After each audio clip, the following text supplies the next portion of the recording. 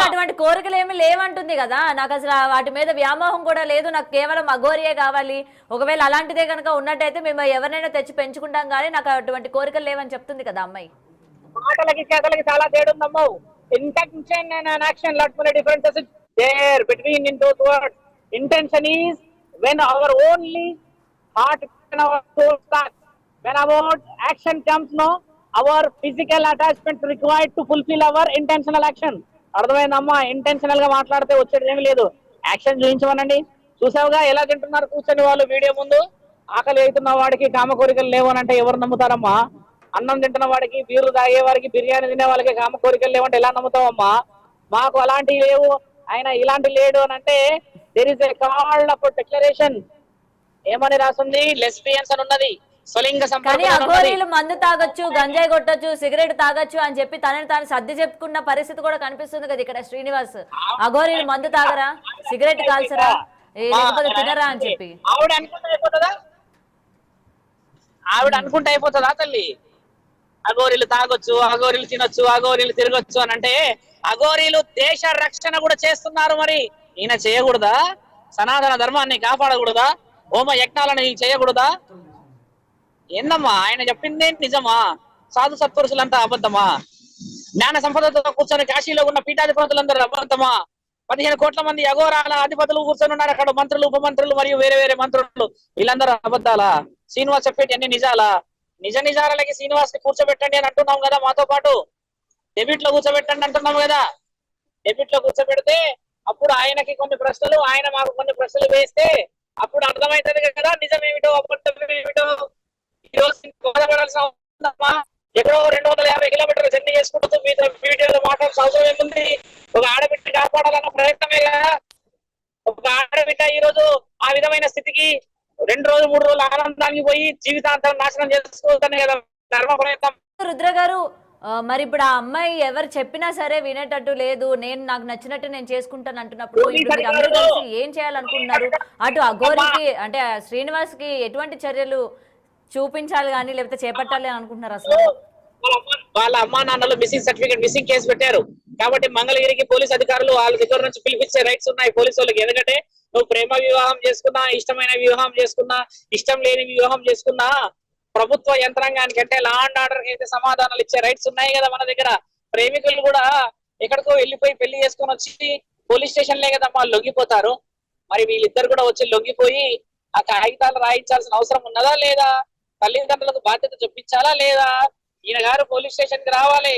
ఇప్పుడు ఇంకో విషయం ఏమున్నది మాకు తెలిసినది, ఈ 2-3 రోజుల నుంచి ఎక్కడో ఏదో ఇంకో గుడిపుడానం జరుగుతుంది. రుద్ర గారు మీరు కొంచెం కనిపెట్టి తిరగండి. ఇంకెవరో ఉన్నారు ఇందులో, ఆ వ్యక్తి ఎవరో బయటికి రావాలి, ఆ వ్యక్తి బయటికి వస్తే జరగాల్సిన కార్యక్రమాలు జరుగుతాయి అని చెప్పి ఆడోళ్ళు గొడవ పెట్టుకునే తరుణాలు కూడా కనబడుతున్నాయి ఇక్కడ. మరి ఆ ఆడవాళ్ళు ఎవరో చూడండి అనుకుని అంటున్నారుగా. ఇప్పుడు సోమవారం వరకు నేను ఒక ప్రణాళిక చేసి పెట్టా అమ్మా. ఆ ప్రణాళికలో ఆ పరమాత్ముడి ఆజ్ఞ నిజంగా ధర్మం గెలవాలి అని అంటే శివరుద్ర సాధు అబద్ధమో కాదో సోమవారం రోజు రుజువు అవుతుంది తల్లి. శ్రీనివాస్ సోమవారం రోజు ఏం చేయబోతున్నారు ఏంటి? అఘోరికి ఏమైనా విరుద్ధంగా ఏమైనా సాక్ష్యాలు ఏమైనా చూపించబోతున్నారా లేకపోతే ఏంటి? అఘోర తత్వానికి మీరు ఎల్లూరి శ్రీనివాస్ అని పిలవాలి. సోమవారం రుజువులతో పాటు మీ ముందుంటాను. ఆల్రెడీ రుజువులు కొన్ని వచ్చాయి కానీ ఇంకొంచెం రుజువులు రావాల్సిన పరిస్థితి ఏర్పడింది ఇక్కడ. ఆ రుజువులు అన్ని రావాలి. కాశీ నుంచి మాట్లాడుతున్నారు బాలకృష్ణ గారు, అఘోర గారు, ఆయన ఎంత బాధపడుతున్నారు. నేను ఆయన రాత్రి నిన్న 1 గంటల దాకా మాట్లాడుకున్నాం. 1-2 గంటల వరకు ఎందుకమ్మా ఈ సంభాషణ? ఒకసారి ఆలోచించండి, ఒక ఆడబిడ్డ కోసమే కదా. కానీ కేవలం తను ఇప్పుడు వెళ్ళకపోవడానికి వాళ్ళ family one of the reason అన్నట్టు ఇక్కడ కనిపిస్తుంది. అంటే మొత్తం వాళ్ళ ఫ్యామిలీ మెంబర్స్ తన్ని స్ట్రిక్ట్ గా పెట్టడం కావచ్చు, లేకపోతే తన నుంచి వాళ్ళు ఏమైనా ఆశిస్తున్నారు అని చెప్పి ఈ అమ్మాయి ఈ రూట్ ని ఎంచుకుంది అని చెప్పైతే మరొక వాదన వినిపిస్తుంది. దీనికి ఏమంటారు? నిజంగా వాళ్ళ ఫ్యామిలీ వల్లనే ఈ రోజు ఈ అమ్మాయి ఇలా బయటికి రావాల్సి వచ్చింది అనుకోవచ్చా? మీరు సోమవారం మధ్యాహ్నం వరకు ఆ తల్లిదండ్రులని ఎక్కడున్నారో నాకు తెలియదు. నిన్న నాకు వాళ్ళ కుటుంబంలో నుంచి ఒక వ్యక్తి ఫోన్ చేసి అన్ని విషయాలు మాట్లాడుతూ ఉంటే నేను అన్నాను, నాయన ఇవన్నీ అయిపోయిన తర్వాత ఈ రోజు రావద్దు, అప్పుడే ధర్మం గెలవాలి, అప్పుడే విజయం రావాలి అని అన్నప్పుడు మీరు అప్పుడేం చేశారు? ఇన్ని రోజులు ఎక్కడ పోయారో అని అడగడం జరిగింది.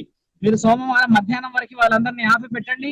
మిగతా ధర్మ కార్యక్రమాల గురించి అని మేము విషయ వివరాలు సేకరించి మీ దగ్గరికి వస్తాము. అప్పుడు అఘోరి ఎల్లూరి శ్రీనివాస్ ఏదైతే అఘోరి అని అంటున్నాడో సోమవారం తర్వాత అనమని చెప్పండి. అప్పుడు నేను కూడా శ్రీనివాస్ చాలా చాలా చాలా చాలా గొప్ప వ్యక్తి అని నేను నిర్ధారణ చేస్తా.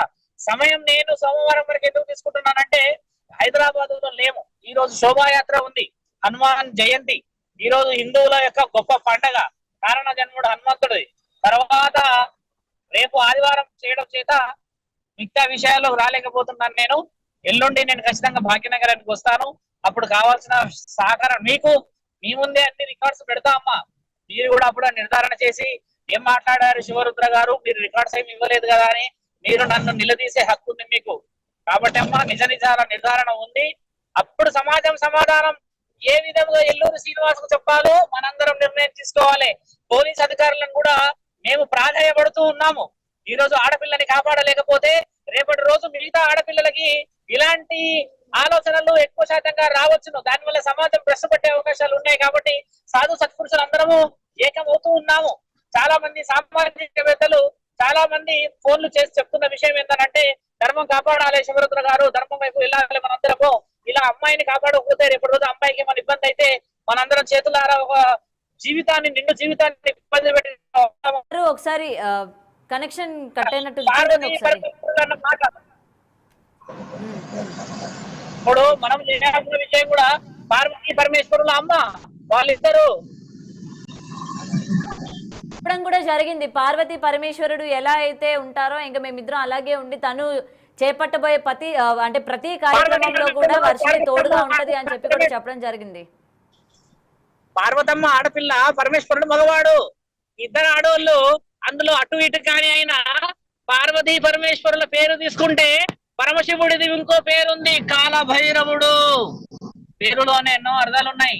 పరమశివుడు అనేది ఎంత పరమశించిపోయే మాట, పరమశివుడి వేరే మాటలు కూడా చాలా బలంగా ఉన్నాయి. అర్థమైందా తల్లి? విశ్వసించే వాళ్ళకి విశ్వనాథుడు తల్లి, కాశీ విశ్వనాథుడు. విర్రవిగి ఇలా వితండవాదం చేసే వారికి ప్రళయకార రుద్రుడు. ఇది కూడా రాసింది శివుడి మీద. మరి అవి చెప్పట్లేరే పార్వతీ పరమేశ్వరుల, బ్రహ్మ విష్ణు పరమేశ్వరుల. ఇంకిత జ్ఞానం లేని మనుషుల ద్వారా మాట్లాడితే ఇలానే ఉంటది. నయం ఇంకా కారణ జన్మలై శివుడు పార్వతి అనలేరు.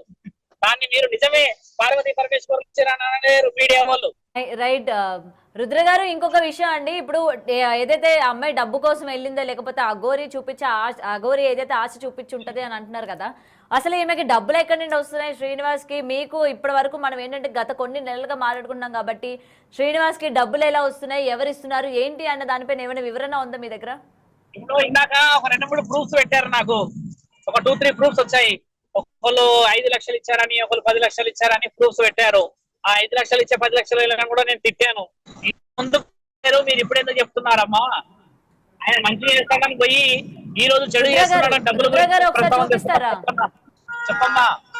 రుద్ర గారు, ఏవైతే 5 లక్షలు అట్లా తీసుకున్నాడు అని చెప్పి ప్రూఫ్స్ ఉన్నాయి అన్నారు కదా, అవి ఒకసారి పంపిస్తారా మాకు? ఖచ్చితంగా మండే రోజు విత్ డాక్యుమెంటే కదా మీ దగ్గరకు వస్తా ఉంటుంది. నేను ఓకే ఓకే ఏంటంటే టైం తీసుకొని మీకు అన్ని రుజువులు నిర్ధారణ చేసినాకనే మీరు నన్ను శివరుద్ర సాధు అంటారో శివరుద్ర అంటారో మీ ఇష్టం. ఎల్లూరి శ్రీనివాస్ అంటారో ఎల్లూరి శ్రీనివాస్ చేసిన ఈ పనుల విషయంలో ఏం పేరు పెడతారో మీకు వదులుతున్నాం. అఘోరా అయితే ఈ జన్మకైనా కాలేడు, ఇదైతే నేను రాసిస్తా. అఘోరా కావాలి అంటే కారణ జన్మలో పుట్టాలే. ఆ అఘోర తత్వానికి పరమశివుడు ఆజ్ఞ ఉండాలి, కానీ మాటల ద్వారా ఎవరు అఘోరాలు కాలేరు.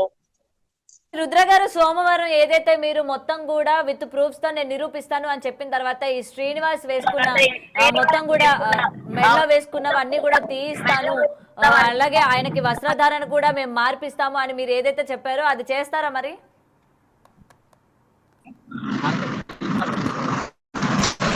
ఇప్పుడు ఎల్లూరు శ్రీనివాసు చితాభస్మాన్ని తీసేసి రుద్రాక్షలన్నీ తీసేసి ఆయన గారు జీన్స్ టీషర్ట్ వేసుకొని వర్షినితో వెళ్తాడు, లేకపోతే ఇంకొకళ్ళతోనే వెళ్తాడు, ఆయన ఇష్టం.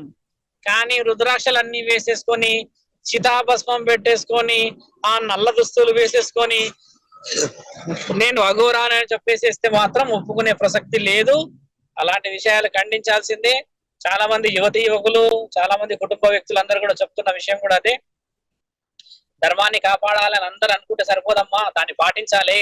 రైట్. అయితే గురువు గారు, రుద్ర గారు, అయితే సోమవారం మీరు ఎటువంటి ప్రూఫ్స్, కేవలం డాక్యుమెంటరీ ప్రూఫ్స్ అయినా లేకపోతే ఇంకేమైనా శ్రీనివాస్ కి సంబంధించి ఎలాంటివి తీసుకురాబోతున్నారు మీరు? డాక్యుమెంట్ తీసుకొస్తాను, డాక్యుమెంట్ పై ఉన్న శక్తిని తీసుకొస్తాం తల్లి, మీరేం కంగారు. మీరు మీడియాలో అందరూ ధర్మాన్ని గెలిపించాలని తిరుగుతున్నారు, ఆ ధర్మం గెలవాలని నేను తిరుగుతాను. ఆ చూపించాల్సిన విషయంలో ఆడపిల్లల రక్షణ నాకు బాలకృష్ణ స్వామి గారు కూడా మాట్లాడాల్సిందిగా, ఇలాంటి విషయాలు ఖండించాల్సిందిగా కోరుతున్నాం. అతను కూడా యాక్చువల్లీ లైవ్ లో జాయిన్ అవ్వాల్సింది, బట్ టెక్నికల్ ఇష్యూస్ వల్ల అతను రాలేదు. ఎందుకంటే అతనితో కూడా మనం మాట్లాడినప్పుడు అతను కూడా ఇదే చెప్పారు. అతను ఒక మాట కూడా చెప్పారు, నేను ఆ అమ్మాయితో మాట్లాడాను, ఇంకొకసారి తను శ్రీనివాస్ దగ్గరికి వెళ్ళనని కూడా కరాఖండిగా చెప్పింది.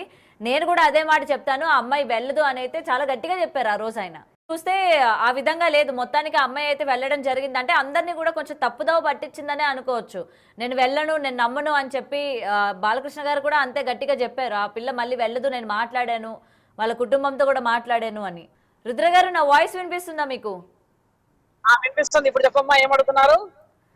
రైట్. అయితే అదే బాలకృష్ణ గారు కూడా గతంలో చెప్పడం జరిగింది, వర్షినితో నేను మాట్లాడాను, వర్షిని మళ్ళీ శ్రీనివాస్ దగ్గరికి వెళ్ళను అని చెప్పింది.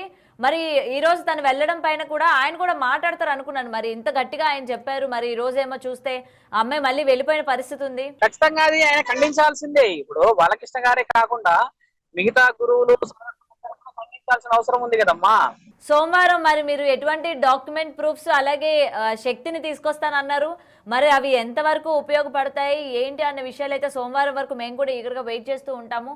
మీరు ఎటువంటి ప్రూఫ్స్ తీసుకొస్తారు ఏంటి అన్నది ఎక్స్క్లూజివ్ గా అటు శివరుద్ర అలాగే వైఎస్ బాలకృష్ణ కూడా తీవ్రంగా ఖండిస్తూ ఉన్నారు. ఇటు అఘోరీకి సంబంధించి ఇలా అమ్మాయిని తీసుకువెళ్ళడం కావచ్చు, లేకపోతే ఈ విధంగా పెళ్లి మళ్ళీ కూడా అంటే మూడోసారి కూడా మేము పెళ్లి చేసుకుంటామని చెప్పడం, ఇదంతా కూడా అసలు ఎందుకు ఈ డ్రామాలు ఆడుతుంది, సనాతన ధర్మాన్ని కాపాడడానికి వచ్చాను అని చెప్పి ఈ రోజు తిని చేస్తున్న ఈ వికృత చేష్టలకి కారణాలు ఏంటి, ఎందుకు ఈ విధంగా చేస్తుంది అని చెప్పి కూడా ఇటు తీవ్రంగా మండిపడుతున్న పరిస్థితులు మనకు కనిపిస్తున్నాయి. అయితే సోమవారం వరకు వేచి చూడాలి ఎటువంటి ప్రూఫ్స్ తీసుకొస్తారు. ఇటు అఘోరీకి సంబంధించి కొన్ని డాక్యుమెంట్స్ ప్రూఫ్స్ ఉన్నాయి, అలాగే ఒక శక్తిని కూడా తీసుకొస్తానన్నారు. మరి అవి ఏంటి అని కూడా మనం సోమవారం వరకు వేచి చూడాల్సిందే.